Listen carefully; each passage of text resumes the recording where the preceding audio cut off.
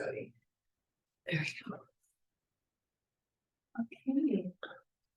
Well, good morning, everyone, and welcome to those online and here in person. We're just delighted to have a special guest here today, Dr. Andrea Vargiu from the University of Sassari in Italy. My name is Crystal Tremblay, and I'm faculty in the Department of Geography and also the director of CFL Victoria. And also I have the pleasure of being part of the Sociology Hub, which is one of the hubs of the UNESCO Knowledge for Change Global Consortium, based here at the University of Victoria. Our partners, Victoria Foundation and Victoria Intervention Center. So we're delighted to be with Andrea here, and thank you to the Center for Global Studies for hosting us and for hosting Andrea. And the title of Andrea's talk, well, maybe I'll let you give the title, but we can, just a little, maybe I'll start with the territorial acknowledgement. Next slide. Oh, there we go. Okay. Still not so delayed. Sorry. We'd like to first acknowledge and respect the Lekwungen peoples on whose traditional territory the university stands, and Songhees, Esquimalt, and Wasanish peoples whose historical relationships with the land continue to this day. And I'd like to share a little bit about Andrea is an associate professor of sociology at the Department of Humanities and Social Sciences at the University of Sassari in Italy, and president of the master's course in social work and social policies. He also coordinates the Foist Laboratory for Social Policies and Training Processes, and has been recently appointed as Rector's delegate for the third mission Humanities and Social Sciences at the University of Sassari. With a solid record in action research and community-based research, Andrea studies civic engagement of universities, social policies, and organized solidarity. And I've known Andrea for many years now, and it's been just a delight to host you here. So I'll pass it on to you, Andrea.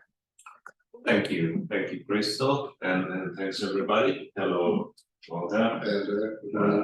And thanks to those online. Okay.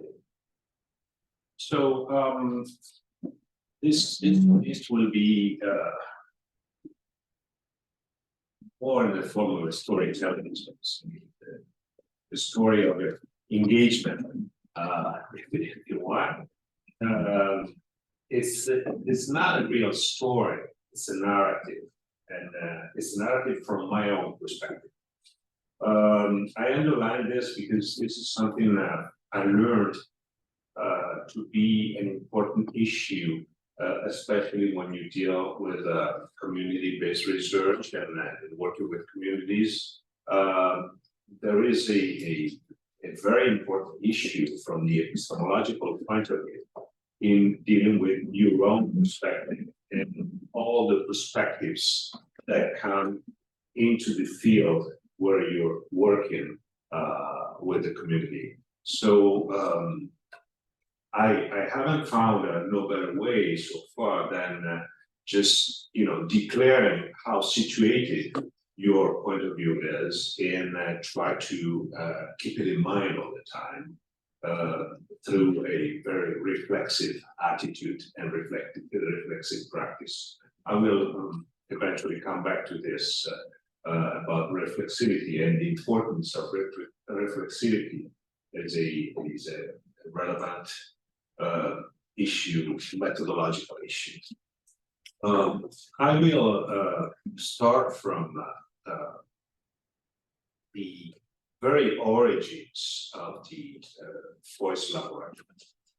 And I underline this because I want to honor the visionary work of Alberto Merler, who was and is the mentor of myself and other people working at the Foist Laboratory today. Alberto is now retired, but still working with us in several ways. not only do I want to honor his legacy, but also to underline where the inspiration for the Foist laboratory came from. Because back some 50 years ago now, Alberto moved into the University of Sassari, and he was coming from Sao Paulo, Brazil, where he had most of his training as a sociologist, as a social science researcher. And I underline this because this is an important point about the origin of engaged research. He brought that general framework, that way of doing research with him, and try to take it into his work at the University of Sassari. And this inspiration was not by chance, because as you probably know, Latin America has a long history in engaged research in what they call extension or extensão in Portuguese. And I underline this because this is important to acknowledge the fact that like, I don't know how the engagement movement is, the history of the engagement movement here in North America is sort of narrated, but in Italy, where engagement is relatively young, we look a lot at the Anglo-Saxon tradition. So we look a lot at North America, we look a lot at UK, but we often forget about Latin America. And it is important to stress this because if you look back at the origins of the engagement movements in the UK, for instance, in the very late 1800s, this is actually, this can be connected to what was going on at that time at the University of Oxford and Cambridge, where the first engaged scholars were mainly on a voluntary basis. So there was no structured and institutionalized structure within universities to channel the engagement of these early scholars, early engaged scholars. In London, you not only had the Barnetts who were part of the settlement movement. They founded Toynbee Hall, was one of the first settlement houses in East London to help the poor people there, and they had students from Oxford and Cambridge coming in to help. This was mainly voluntary. This is the beginning of the engagement movement in the UK, which eventually moved over elsewhere. The origins in North America are different, quite connected also to the land grants universities. Whereas in South America, there are at least two distinct moments. The first moment is in 1907, is a law that nationalized the University of La Plata in Argentina. And that is very interesting because for the very first time in this law, you have what they call the incorporación con carácter legal de la extensión universitaria. That means it is a legal aspect, a legal institutionalized form of recognition is in that extension, university extension is part of the university. And so the rector of La Plata said, this is recognizing that extension is una función permanente, permanent function of the university. this is very important and can be recognized now all across South America in different forms of engagement. So I'm recalling this because it's upon this tradition that we work. It is a point of reflection also because the origin of the extension movement in South America is very connected to the students' movement. So it was the students who pushed very much for what is called the Cordoba Declaration. That is 1908. And once again, the extension function of universities was recognized in the Cordoba Declaration. It was the students who pushed for it, but of course they needed a general background. That is because the middle class in South America at that time was rising, and they saw in university the possibility of getting better, emancipation possibility. So this is very interesting, I think, because I see every time I see how do you say, an evolution in the possibility to establish community-based or community university partnership, a university.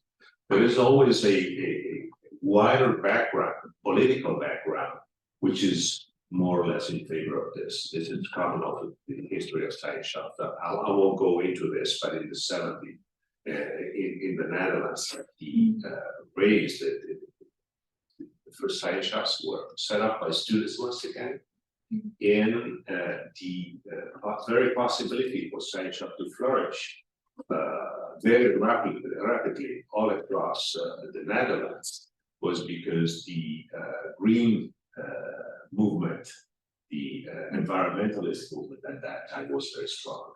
Then eventually the science shop movement when there was a change of government. So it is very important to reflect on this alignment of the institutional policies at each university with the national policy. It seems to me you have all this truth and reconciliation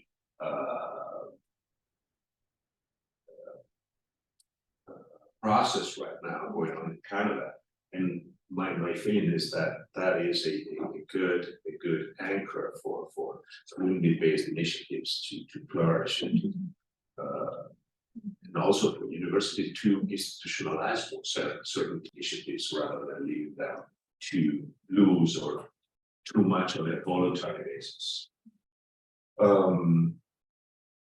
So as you see from this slide, we came to 1977 when officially, more or less, we recognize that date as the date of the creation of the Foist laboratory. And it was, teaching and research through active engagement with the territory, the community, citizens, and practitioners. This was connected at that time with the courses in professional education.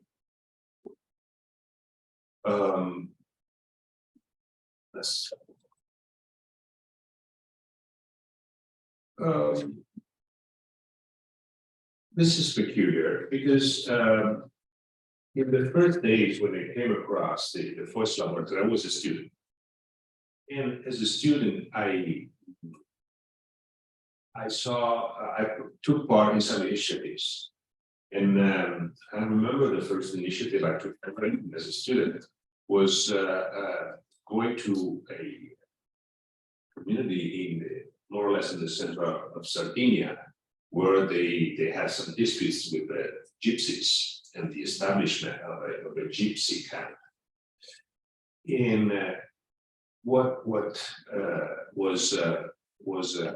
interesting for me at that time was the amount of time that was needed to make the people we were working with understand that we were not the experts, that they were the experts. So the length of the negotiation process was for me as a student very, very astonishing. How much we needed to say, look, we are from university, but we don't own all the knowledge that we need to address the issues that are at stake in this community. And eventually, I collaborated at that time. I remember there was like a group of students organizing an exhibition of Salgado's Terra, a moving exhibition for another group of students with researchers and practitioners working in another area of Sardinia, and eventually with a movement that was backing up the opening up of health centers, was a big issue in Italy. Further on, I started working eventually. Once I finished my PhD, I started collaborating with the Foist laboratory, and my first contact was on this. You see this slide, and it was a very interesting experience, but at the same time, somehow a disappointing one. This is what you see in the slide is ITER, International Thermonuclear Experimental Reactor, which is under construction in Cadarache in southern France right now. And you see from the site you have un des plus grands chantiers d'Europe. It's a thermonuclear experimental reactor for fusion. And at that time, we were involved as University of Sassari because one candidate site for this was right by Sassari in Porto Torres. And we were called to work out the participatory process to see whether this would be something somehow welcome, acceptable for the territory. And it was a very, very interesting project. We worked with the local population, with the local administration, a very, very strong participatory way. So we were very happy with the process, and everybody was very happy. Also because we came to it's an area. The area is an area of strong conflict, societal conflict, and economic conflict. Especially between workers and trade unions on one side, and I don't know how to call it, but patrons, the management and the big industry on the other side. And at the end of this, we came with some solutions that really they did not solve all the conflicts, but they brought people to talk together once again. So there was a process started. Somehow, when at the end of the process, the populace clearly said, we don't want this, but we like the process. So let's keep on doing this because this is a good process for our development. And we were assured that the funding for this would continue. So we engaged with the local people. And this was the disappointing experience because we didn't get any more funding to go on with this. So we naively went one step too far in engaging with the community. And that was, for me, who was at that time was 1999, so I was just starting to, being involved in this kind of things and acting as a proactive part of the research, not as a student, was very disappointing. So my first learnings at that time were about community-university relationships and partnership. Of course, you have to have continuity and sustainability. That was the first learning in funding, but also in relationships. The negotiation phase is so long that you cannot start anew every time. You cannot wait for the funding to come in to negotiate your relationship, because it takes so much time. And most of the time, the funding you get as research units does not fund the negotiation phase. Also, what you need for community university partnership to take place is a shared vision and the equitable partnership. Hence, for me, let me go back. This, the learning that came from it is the need to elaborate what I came to call durable, equitable partnership tools, I would say. So something that can enable you to have this continuity and sustainability of community university partnership in terms of funding, in terms of a relationship, but also within a shared vision and on an equitable basis. So this is a bit my starting point, and this will be sort of a leitmotif of my talk today, because, and of course, I'm presenting this at the beginning of the story, but this did not come at the beginning of the story. It's something that sort of developed almost naturally and almost post hoc. I can, say this was the need. We had several steps to move towards durable, equitable partnership tool. The first one was a project named Pluralis, is a project which ran a European funding project. It ran from 2010 to 2014. Pluralis is the acronym for Public Engagement with Research and Research Engagement with Society.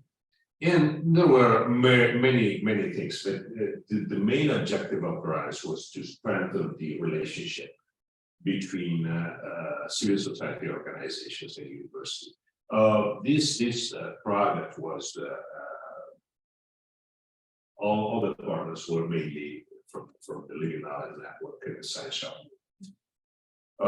There have been many outcomes, but what I want to point out to you is this for us. It was a change of architecture. So when we started Pluralis, we had sort of a house with a roof, with three things on the different corner. We had teaching, we had research, we had engagement. At that time, the engagement was what we call the Chart of Sassari for a Community University Alliance. Is a chart that we came to sign with some of our community partners in 2011. We had teaching, we had the BA and MA in professional education and PhD in social sciences, and we had research on several issues. And you see the pillar there is the Foist laboratory. This pillar was totally within university. The change came when we started thinking with civil society organizations, which were more or less stable partners with the Foist laboratory. There were organizations with which we collaborated, and thanks to Pluralis, we took some time off. We took a year with that to reflect on what we needed to work together in a more effective and equitable way. So this is where this Intum, a social promotion association, so the civil society organization itself came from. It was from this confrontation with societal partners, and we had members from these organizations step into and create this organization. So we had a structured cooperation with CSOs, not an episodical one. A common house for all of us. This meant also more flexibility.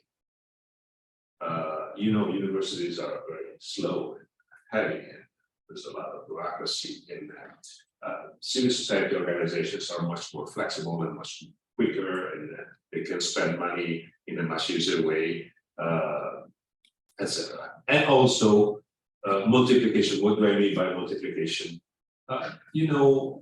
Very often you have engaged students that are very interested in, working with society, but they don't exactly know where to do this.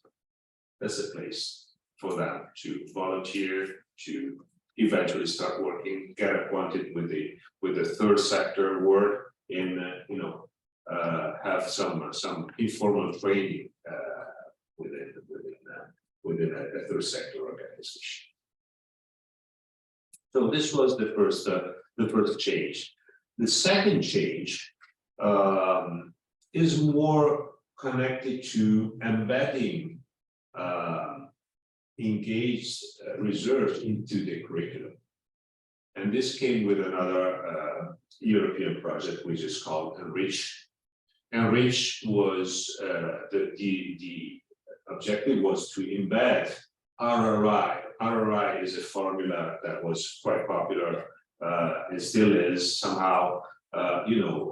Big funding bodies, they go by keywords and mantras. And at that time, the mantra was responsible research and innovation, which eventually developed now into open science. That's the idea. So at that time, the European Commission was looking for ways to incorporate responsible research and innovation into the curriculum.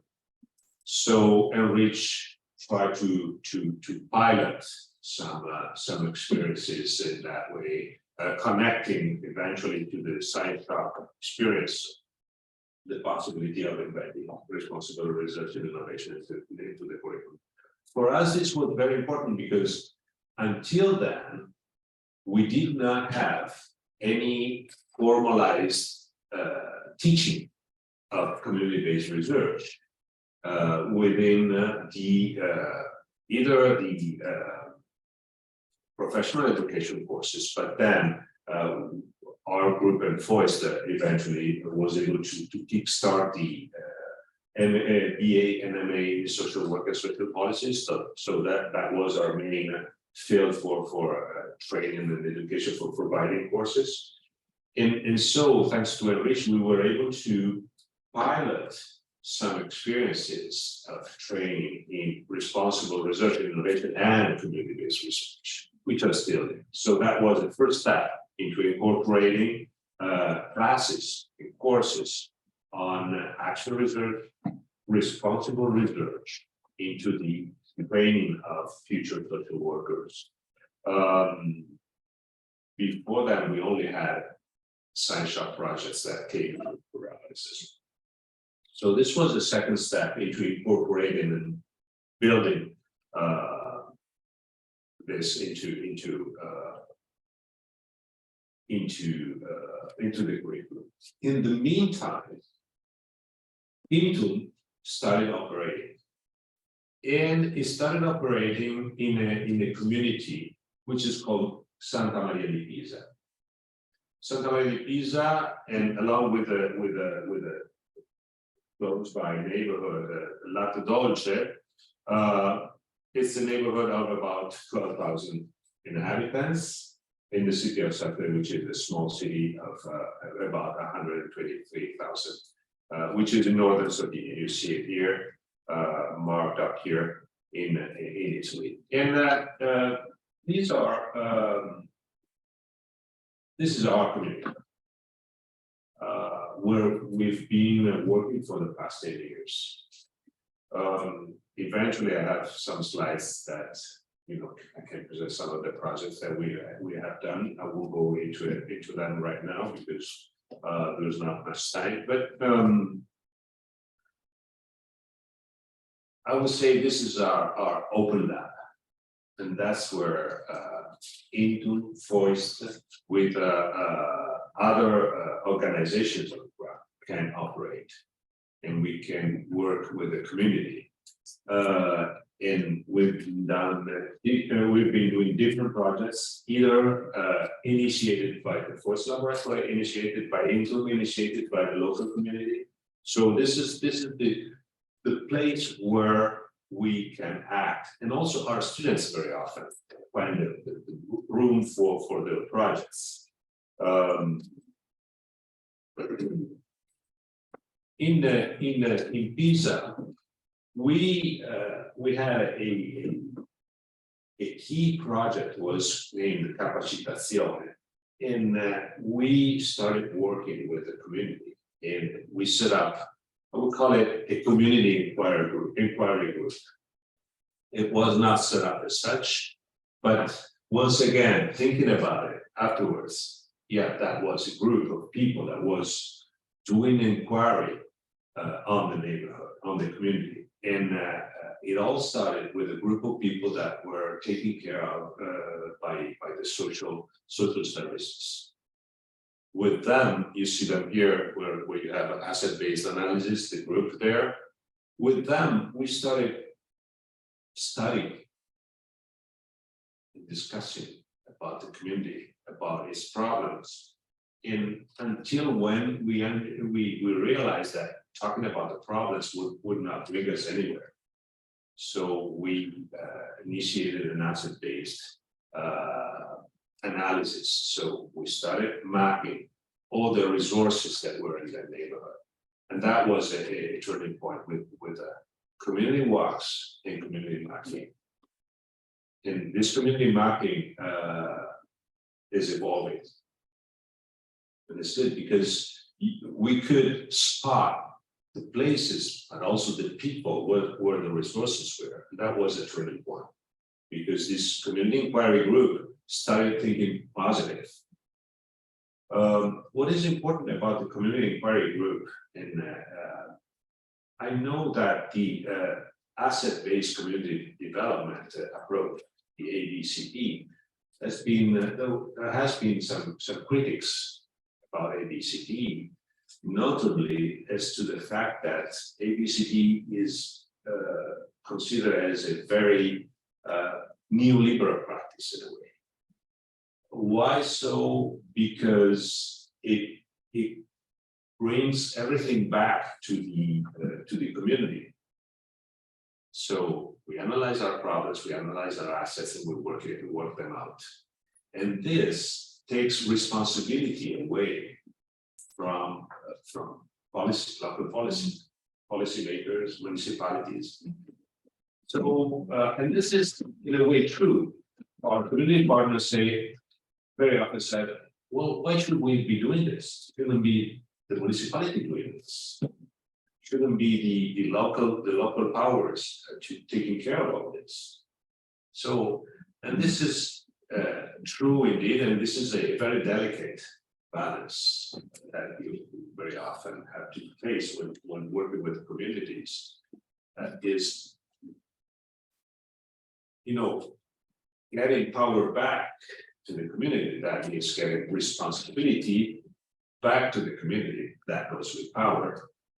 But if you take it back, power and responsibility, that means taking away responsibilities from somebody else. And this idea of calling this community inquiry group is interesting. We borrowed it from somebody else. I cannot remember the precise citation. I can give it. I can be more precise if you need. But I think this was good because this community inquiry group is more reflexive in a way. It's not only acting and working on a solution, but also we try to have some reflexivity going on into the group.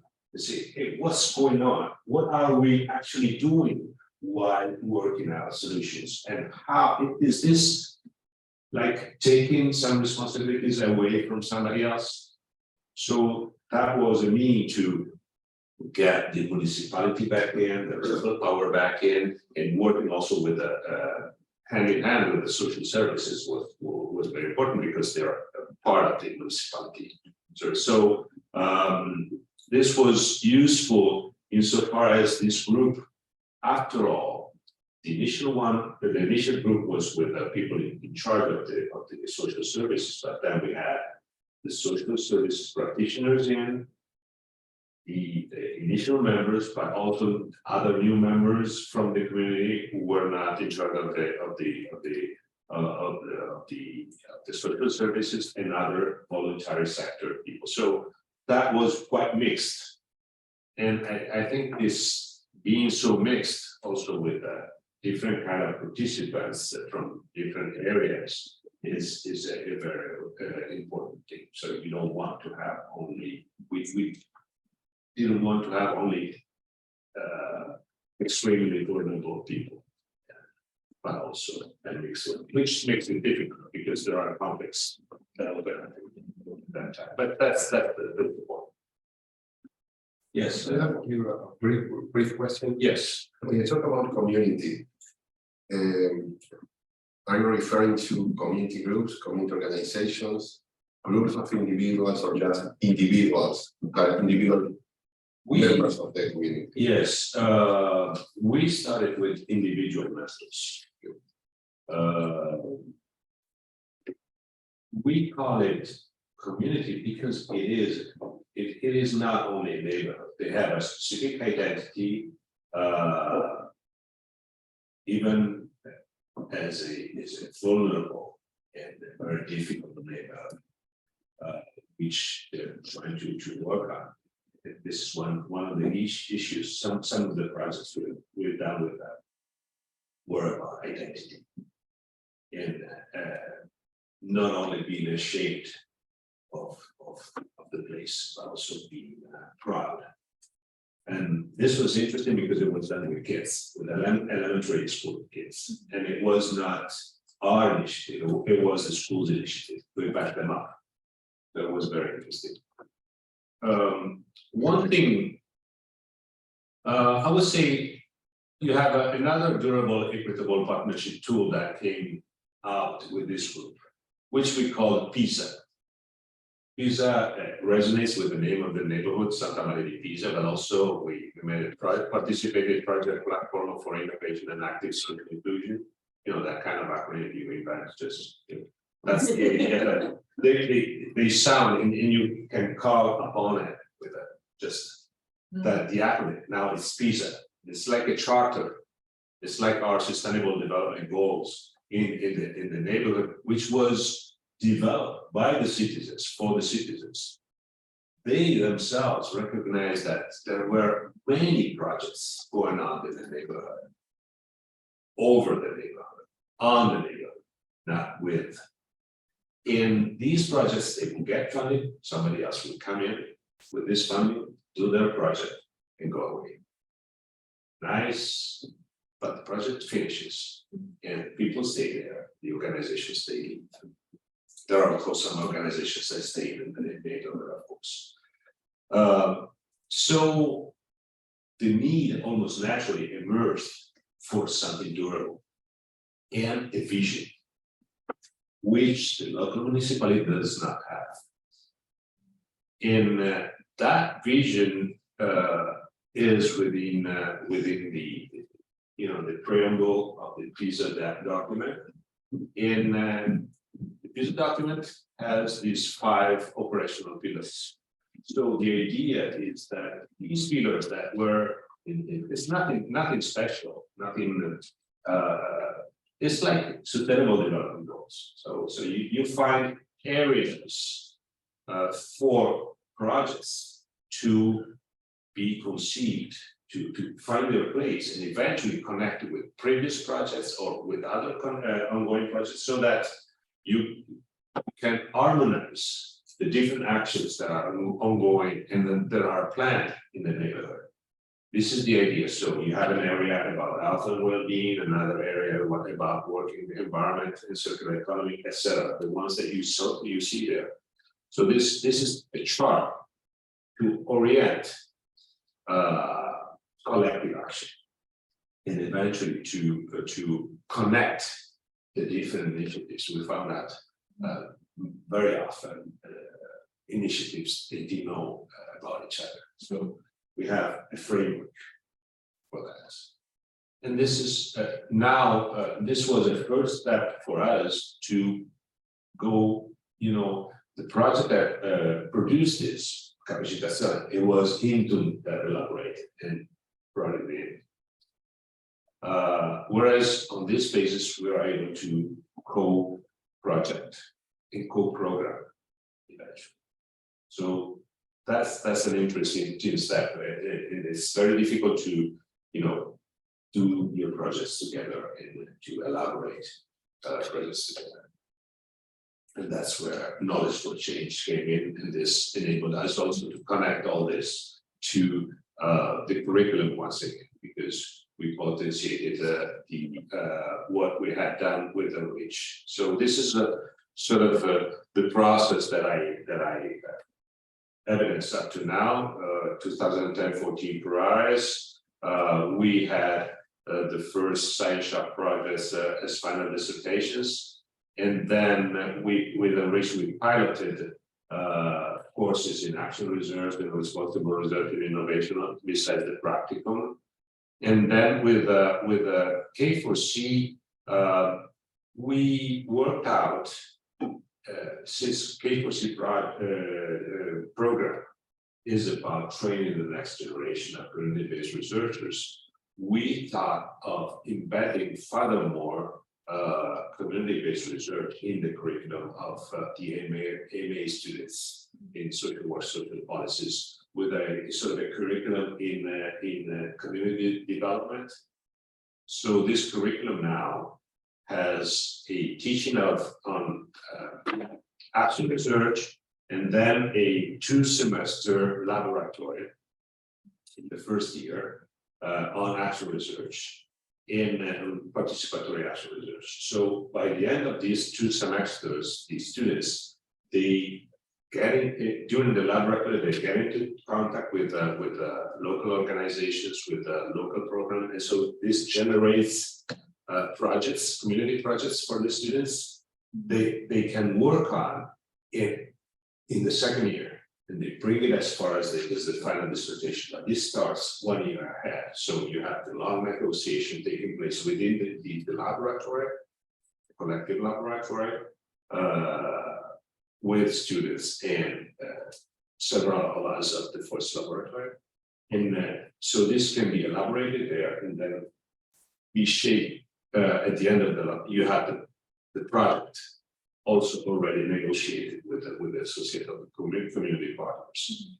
And 1 more year to bring it as far as the final dissertation. What is interesting about this is that in the meantime, this last year, while you're still studying the courses and classes, you can have, like we had our first students that did this kind of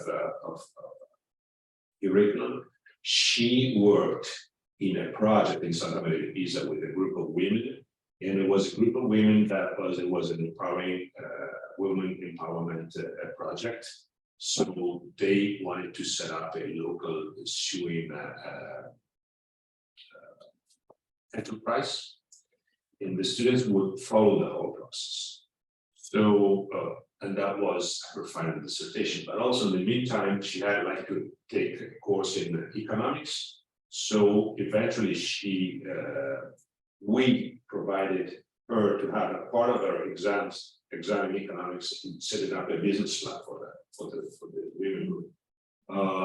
Informatics, the website, etc. So a part of what they have to study is connected to their community project, so that they can, have an applied part in their exams that are connected, that is connected to their community. So this is transdisciplinary community projects. Yeah, and down below you have the different steps in developing the sustainable tools. So up to the end. The main challenges we had to face in all these years. I think as an engagement unit, of course, you have finances, but also time. Time is one of the most precious resources you have to deal with in community-based work, because there's negotiation all the time. And also, the time is crucial because you don't always have, and very rarely or never, you have the different agendas matching. The agenda of the university and the agenda of community partners, they're not the same. If you pull in policymakers because you want them in for their responsibility, they have another agenda. So matching all the agendas is very difficult. And of course, you have to have people in who are very capable of managing human resources, with relational skills, with motivation, with charisma, personal perspective. This is a possible weakness, because we, in some innovation, with the evaluation of innovation, we observed in this evaluation that one of the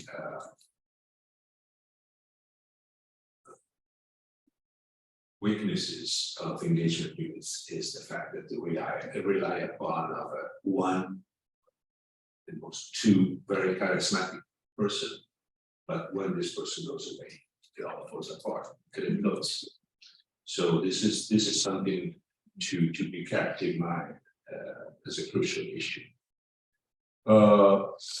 At institutional level and in system level, you have this competitive, individualistic environment. I would say this neoliberal general zeitgeist we have to face, and there's a lot of competition, a lot of individualism.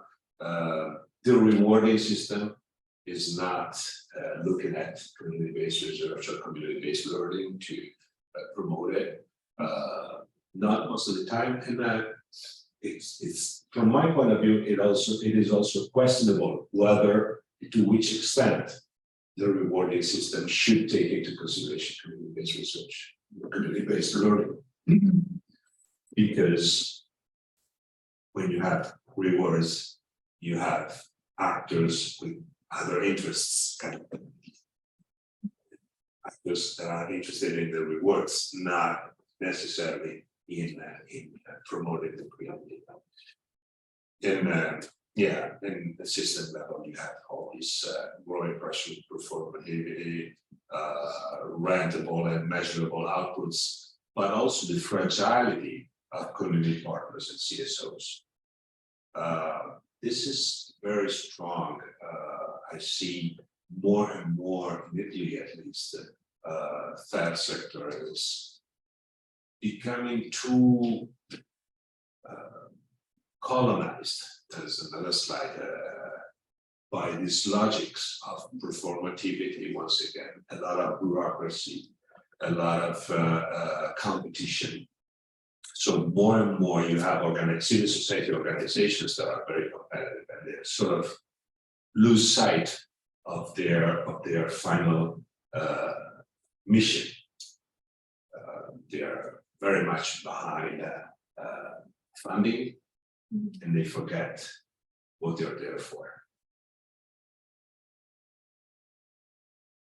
So, the main lessons. Community-based learning is good for addressing power imbalances, the inequalities and the conflict and the cooperation. This is good for it's very difficult with students to address these issues. Whereas with community-based learning, you are there and and you can really talk about them in a non-abstract terms. At the same time, this could be very challenging for some students, so you want to make sure you provide a safe environment and that you're very clear about where you're going. You know, we're going sometimes to vulnerable communities. So on one side, it's about respect, but also at the same time, it's about these communities can be you can have very conflictual and violent situations. So you want to make sure that the environment is safe.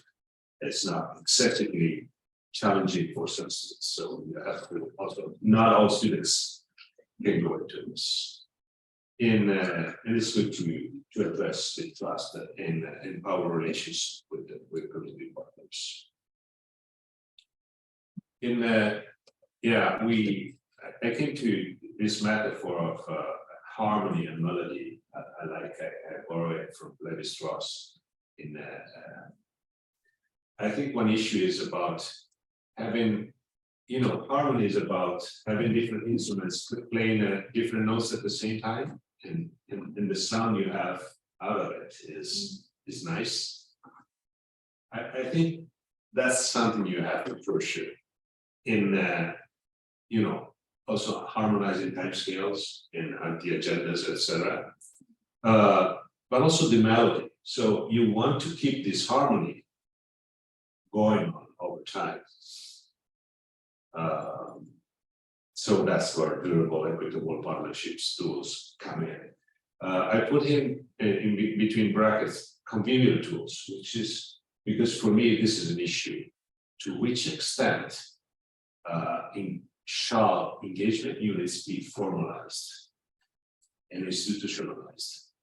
How large can they be before they become counterproductive? I mean, if it becomes like a large engagement unit of the university, it's like, it's business, a lot of administration, a lot of engagement becomes business as usual, and it's sort of, you take away the soul of it. And I think there is, conviviality. I think Ivanovich's words is very appropriate in this respect, because there is a certain point beyond which there is a risk of becoming counterproductive. So this is something to look after. But this is the final thoughts. In all these years, it became clear to me that it is very necessary to avoid capitulation to neoliberal values. This privatization of public life, hostile to state-sponsored social welfare, this is very important. And that's where the community inquiry group and the reflexive engagement comes in. Always be reflective about what you're doing, not only because from a methodological point of view, it's necessary to always understand what you are doing when you're doing what you're doing, what is happening, what's going on, what kind of processes you are activating, what kind of process you are capable, but also, once again, the possibility of falling into, an instrument of neoliberal practices is very, it's there. The temptation of being the savior of all, and the temptation of sacralizing the community. When you have a state, you have that should be taking care of things. That is something that, once again, the equilibrium is not easy to reach. Also, project frenzy, I define it. We're all working on projects. And very often, we run off after this money. One thing that is nice about K4C is that it was set up as a project for Shirk in the first place, but then we're not on that anymore. And this makes K4C so free from bureaucracy, from administration, from accounting. For accounting, for the sake of accounting, not because you have to account to the community, which is something else. Social accountability is something else. So that's why we should, we need the money, do the projects, but always think beyond the project. Otherwise, it's just running after that chunk of money and the chunk of activities you have to do, isolated from the rest of it. And in order to overcome fragmentation, discontinuity, and also to step out of this competition logic. We're all involved in. But you have to have a long-term vision. That is your main frame for working on these single projects. And that's, the multi-actor coordination is sort of like visa. You have to have different ways in placing your sustainable goals clear in mind, so that you don't lose a track of where you want to go while chasing for the resources to do what you want to do. Okay, and I think I'll live with that. Thank you. Thank you.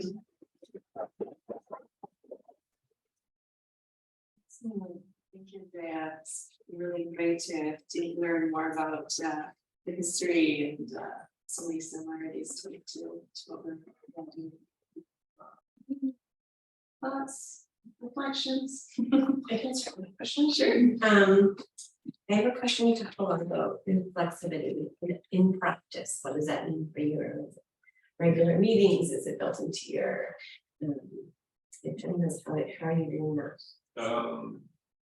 It's not in my practice, in our practice, of course, it's not scheduled into the agenda. But one thing that we regularly learn to do with Alberto in the old times, I remember every time we had an activity, we would meet afterwards and comment and share comments and views. What happened? What do you think? What do we all think happened? That's a collective reflexivity, which requires time. We're always so, especially when you do research, you're concentrating on getting the information, gathering the information, and then storing it and organizing it and analyzing it. But there is a side thinking, from my point of view, that has to go, from my point of view, be it engaged or not engaged research, which is reflexivity. So as a group, I think the meetings of the working group and eventually query group should be commenting on what is happening here. This is very important for everybody to realize what's going on, but also to make conflicts emerge. Conflicts are there, and you need to deal with that. We cannot put them under the carpet. And of course, it takes a lot of expertise to deal with that. I think this is a crucial skill a communication researcher must have, dealing and managing conflicts, not being afraid of conflicts. Conflicts are usually what can bring about change very often. Very change resistant. So collectively, I think taking the time to talk about what's going on is crucial. Individually, I find writing is a crucial reflexive practice. Writing is about taking what's going on within your mind and put it down in an order. So it's about reflexivity, is also about reflecting, like a mirror, and the page is your mirror. You can see your thought when you put it down there. And when you have to put it down, you have to take it from the mess that's going on in your brain and give it an order. And already thinking of what the right order to what you have to write should be is already something that obliges you to understand what's going on in your mind and what you are doing, why you are observing, why you're doing research. So for me, writing is just crucial. And also writing has, the non-contradiction principle. In oral, I can say something and within half an hour say something completely different, but not sure that all of you would notice. If I write something at page 1 and then I write the contrary of that at page 10, you can realize that. Writing also is good because you can, you have graphic revisionism. So we use lists, tables, and that's a very powerful way of ordering our thoughts in, playing around with it. I don't know, I like Wright Mill's sociological imagination, in the last part of the sociological imagination of Wright Mill's, there are 2 tips in that direction. One is cross-tabulation. So I use a lot of cross-tabulation. I try to see whether this way of looking at things matches with this other way and see when they co-occur, the 2 co-occur. Most of the time I'm going to use that. I don't make use of them in publications, but it's very powerful to generate thoughts and understanding of what's going on. And the other thing that Wright Mill says is about, he calls it, he said, think by opposites. If you study the poor, observe the rich. You cannot understand the poor without observing the rich. And I think this is very true. I think art, literature in particular, has made use of this. It's called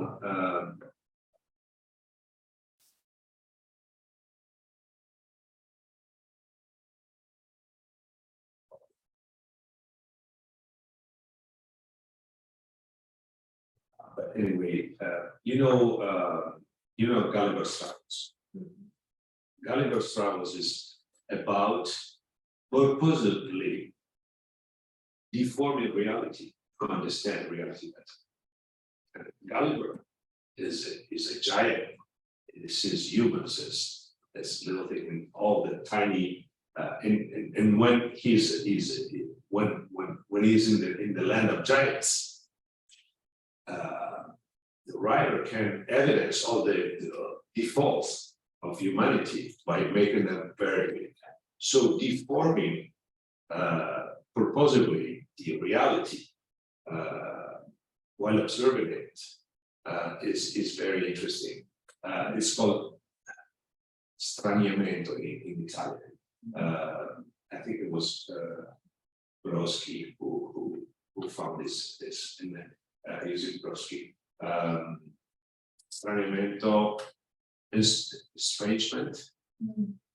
So you deform it. You look at it in a funny way, like breaking it apart. Breaking it apart or making some part of the reality very related or Yeah, they're exaggerated, you know, there's a lot of this in Latin American literature, or in Russian literature. And this very often happens with, with the critics of a very oppressive society, that you need to invent something else to tell the truth. And that is interesting because it obliges you to explore what you're looking at in different ways, with new eyes, and as if they were something else. And that's how you understand how they are actually. That's interesting. Just to build on that, we did some research in Brazil looking at the use of community filmmaking Okay. with recycling cooperatives, government. And part of the work I was doing was kind of evaluating empathy and emotions through the lens and process of doing arts-based engagement.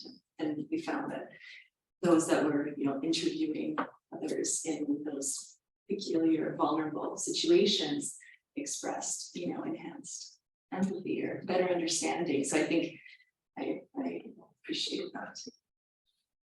The way art can, move us to think differently, feel differently about things that were. Yeah, I think that's potentially also very important, both for being aware of what you're doing, not falling into these the problems that I tried to point out at some moments. Pick this up. But I think the other thing is that that brings in an original understanding of what's going on. And without that original understanding, very hardly you can bring about change. You have to understand things differently if you want to change them, and that's a lot. It has to do a lot with what research values as originality of research. And what is an original research? It comes in when you're able to change your frame view.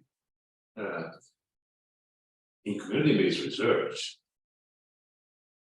which is not only about observing, but which is also about acting, it's all about change. So that change cannot come if you're not able to see things differently. Of course, that's only part of it. But if you think of certain practice in community-based research, like in art-based research,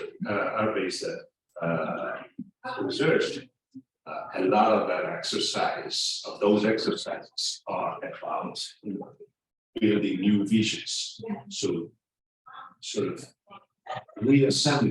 disassembling what you observe and reassembling it in a different way, see how it works. Sometimes it does not work, because it's but the very process of doing this brings about a change in your view and your understanding.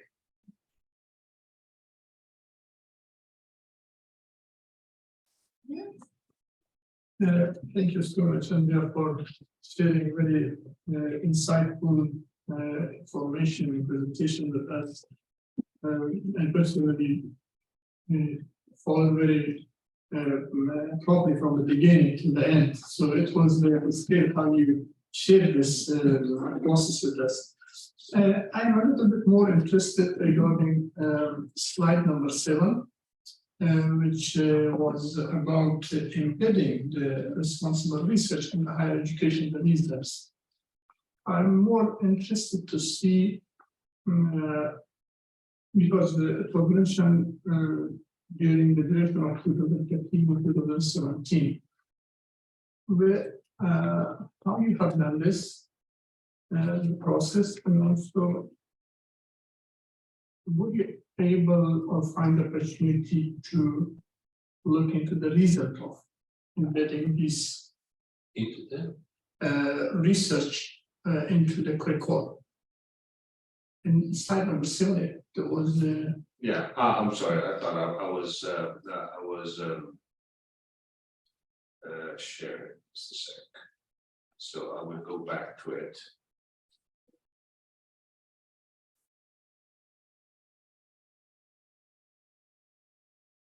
This is it, right?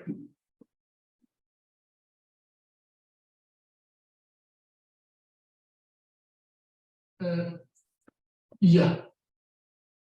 So, yeah, my question is that if you could kindly elaborate more about this process, how you embedded this into the higher education curriculum for a degree, of course, for a degree, and also were you targeted at certain competencies in the graduates? Yeah. And then what do you think about the impact? Were you able to evaluate the result or the impact after certain? So in order to do this, well, Enrich was as you can see, we had 12 partners. So 12 partners from 10 countries in Europe, 10 European countries. In almost each partner piloted some activities at their own premises to embed responsible research and innovation in the curriculum. So it was all different sorts of curricula in different institutional settings. Some of us worked it out in the MA course, some other worked it out in the BA course. Some others also, if I remember well, they did something at PhD level. So each partner piloted different activities in slightly different contexts. The idea behind it is that you want to vehiculate this responsible research and innovation attitude in students.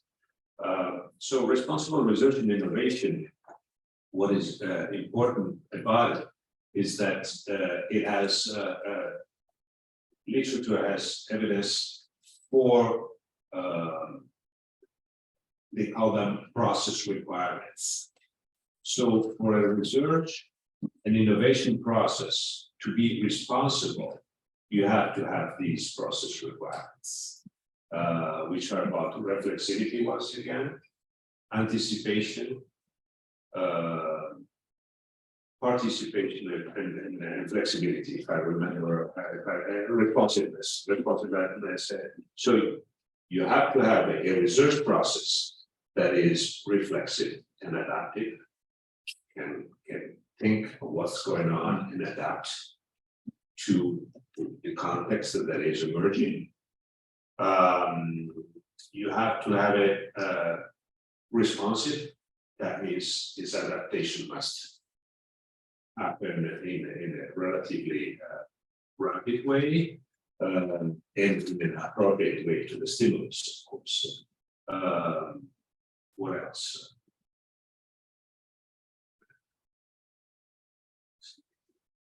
Responsiveness. Of course, it must be participatory. One of the principles of responsible research and innovation is that the responsibility is not on the shoulders of the sole researcher anymore. The whole issue about responsible research and innovation starts from the observation that the research and innovation process is so complex that is very difficult, impossible to identify specific responsibilities, especially in the innovation process.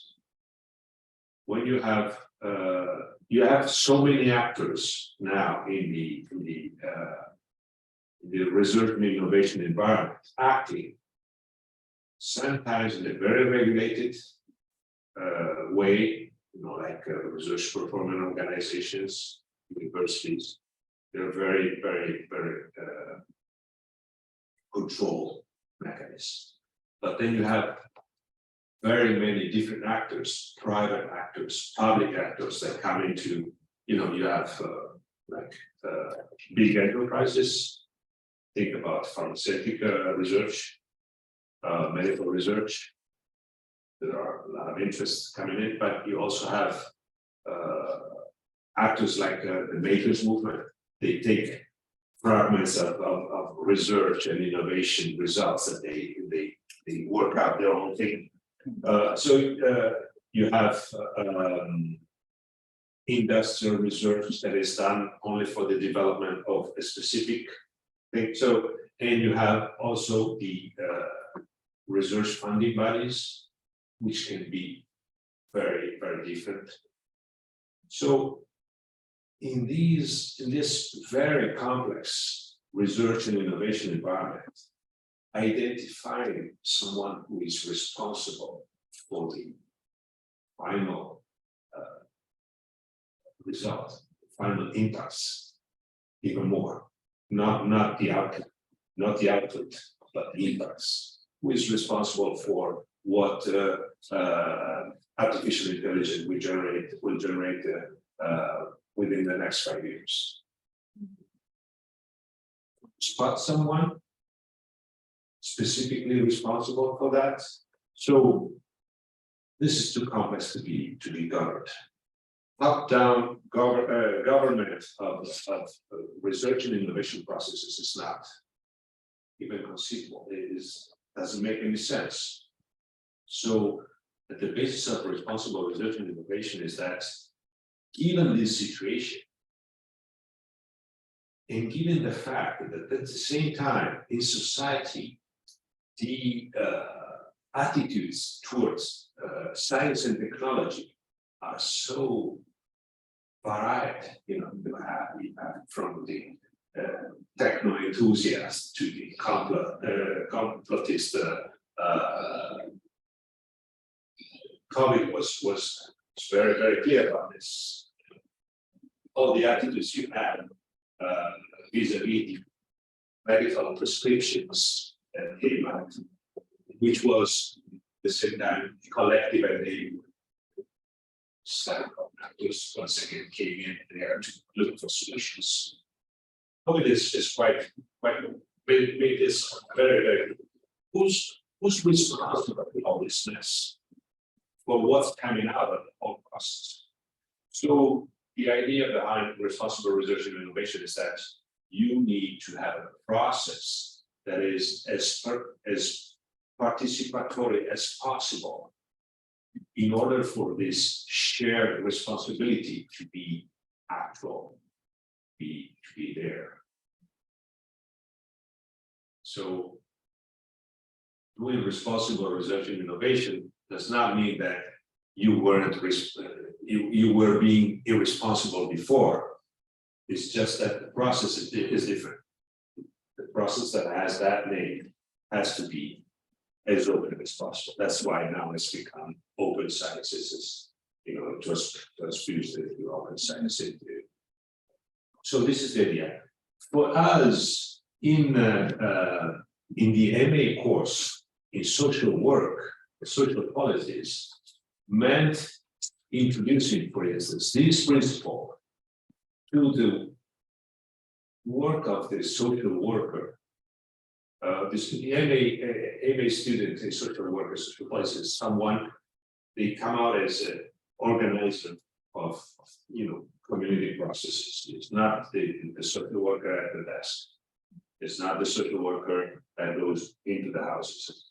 That is that kind of professional comes out of the DA for us. The MA is a supervisor organizer. So we needed our students to learn how to manage these participatory processes, not necessarily while doing research. Yes, we made reference to that, but also we wanted to be sure to connect this to the innovation process. So this was connected to the social innovation process. How can a social innovation process become a responsible process? A collective. How can you have collective responsibility infused in a social innovation process? That was the main objective. So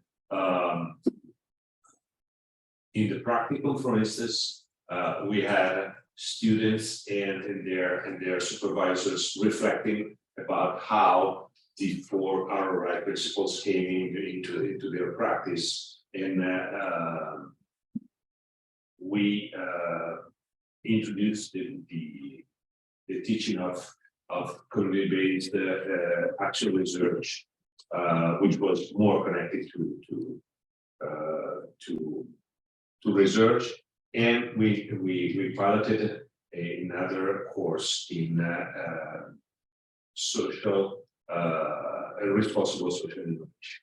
This was the 3 what we were being piloting, but others like they did something else in University Lyon University, for instance. They piloted hackathons. Yeah, the students involved in hackathons to respond to community needs, which is a form of engagement that is interesting because you can have a lot of students at the same time. So mainly the different strategies were either intense, in-depth teaching activities for students. That means you want to have you're only able to have few students with a very substantial teaching, or a live exposure. Like hackathons is a live exposure. You can have a lot of students, a lot of resonance in the community for this event, but very short and very superficial exposure to a participatory process. Is it in person, the hackathon, or it's online? Okay. Yeah, they did it in person. I don't know whether during COVID they that this was way before COVID. What we saw interesting in that case, we were responsible in enrichment, we were responsible for the evaluation. One thing that was very clear about this 2 kinds that are different in between the 2, but light, fast exposure to participatory processes, or intense, in-depth, but very few students. These 2, they're not necessarily, these 2 ways of addressing the thing, they're not necessarily alternative. What you can have, like in BAs, for BA students, you can have live exposure. And eventually some of those students, later on in the BA or much better in the MA level, they could come into more structured and intense courses because they had the exposure. They liked it and they want to get into more. They want to know more. So you can have the 2 rather than making a choice between the 2. They can be complementary. You have a publication that went over the evaluation of the 2 different tools, like the more in-depth versus the more. We had some publications, yes. I think there are some. The last slide. Yeah, the last slides.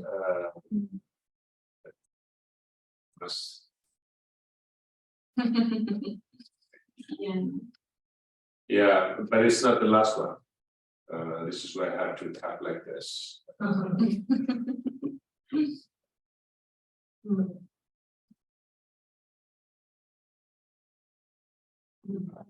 Okay, so there is, for science shops, maybe but there is something.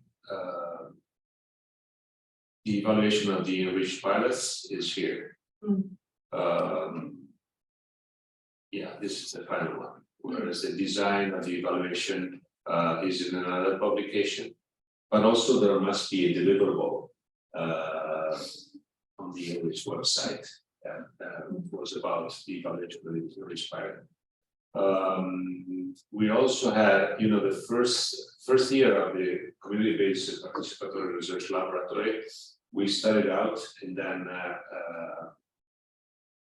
COVID. So we were thinking of a laboratory all done in the community, and all of a sudden we were all in our houses. So it was very challenging, but it was good. It worked very well. As to this the curriculum design, there is something on this Journal of Sociology, Italian Journal of Sociology, and shows that now. That came out. Well, I'm just looking at the time and we're at noon, so by no means the conversation's end, but we will wrap up our guests on the line. So thank you so much for joining today.